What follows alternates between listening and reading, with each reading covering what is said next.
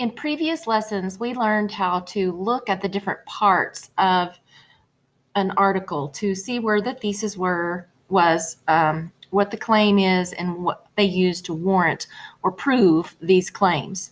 So the article I'm reading is about plastic having that big carbon footprint and offering another side of the story as well. I have the thesis here that there are issues on both sides of the issues with plastic. It gives some of the bad things about it and gives proof of those things in the green that I've highlighted here.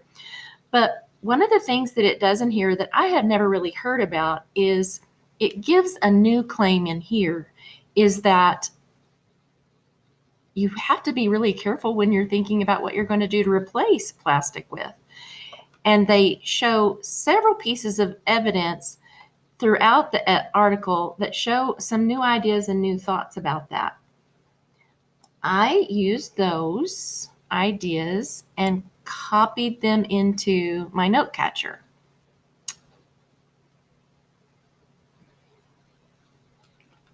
So I started here and I saw that you have to think, this is their claim, you have to think about what would replace plastic, paper, canvas, or glass, and that they realize that plastic comes ahead most of the time whenever they're thinking about that. So just getting rid of plastic is not necessarily going to be a better solution for the environment. They think too, I found this one next in the article, that if you think about it, you need less of it than other products. That's another powerful reason for keeping plastic. Then I found this one that I thought was really interesting as well. If a paper bag weighs twice what a plastic one does, she says, not only do you have to produce twice the weight of the material, you have to transport the weight of the material, and you have twice the weight of the material to manage at the end of its useful life. You have to think about too with the shipping of all of those things there. I like the support that it's going to weigh more. They have to pay the shipping cost.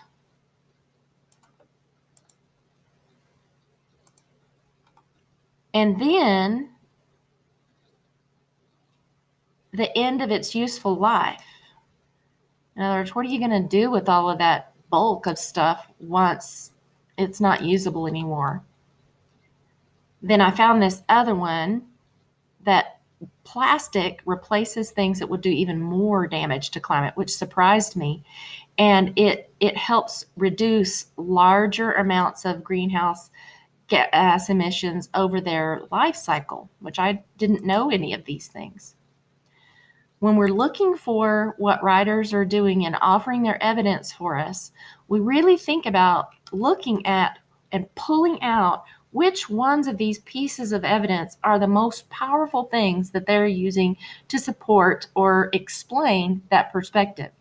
The second step that we do is we go through and analyze which one is the most powerful piece of evidence and think about why.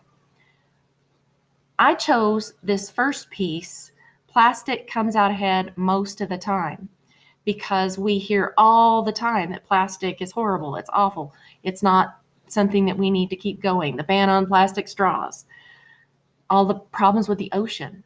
But people have to think about what would we do instead. And when they look at the actual data of what it's doing to the environment, plastic is not as bad as the other things. I think that's shocking. That would really help.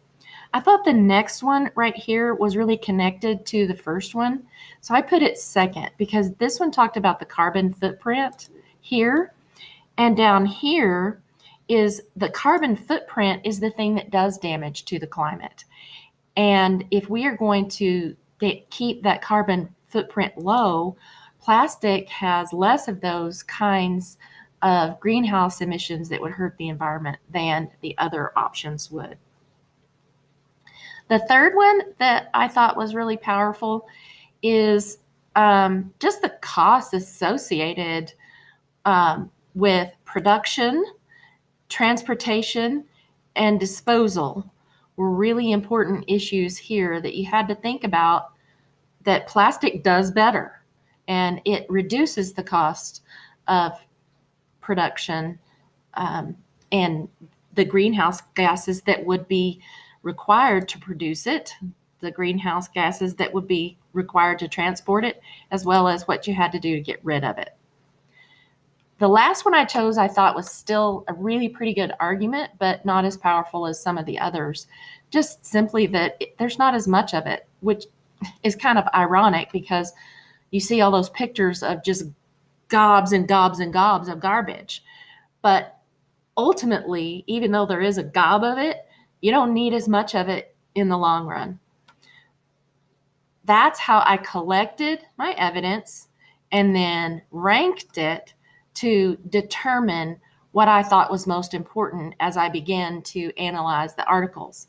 Now, I'll go in and I'll start reading other articles and I'll add to what I know about this topic, and I'll continue to add those ideas, both pro and con, on my note catcher here.